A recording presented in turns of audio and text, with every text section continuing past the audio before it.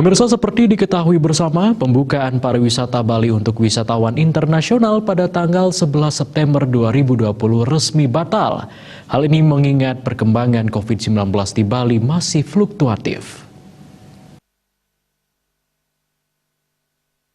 Menurut pengamat pariwisata Igusti Ngurah Anom Adiputra, wabah COVID-19 ini merupakan extraordinary pandemic.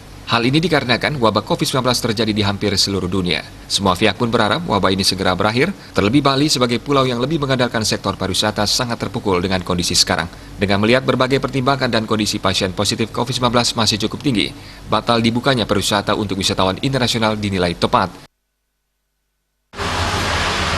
Pandemik Corona 19 ini adalah boleh kita katakan extraordinary pandemic kan ya.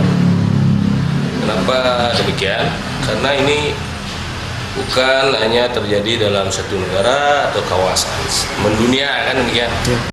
Sebab seperti kita ketahui bersama ini semuanya mati. Artinya bukan hanya sekedar usaha yang berskala besar, tapi berdampak ke skala kecil juga. Lebih-lebih kita main sektor kita kan tourism, pariwisata kan demikian. Setelah dicoba new normal, kemarin setelah dicoba new normal kan faktanya memang yang terinfeksi atau positif itu meningkat tajam. Pemerintah juga berencana akan membuka pariwisata untuk wisatawan internasional pada awal tahun depan. Hal ini melihat usaha pemerintah dalam menemukan vaksin yang ditargetkan pada awal tahun depan. Andika Bali.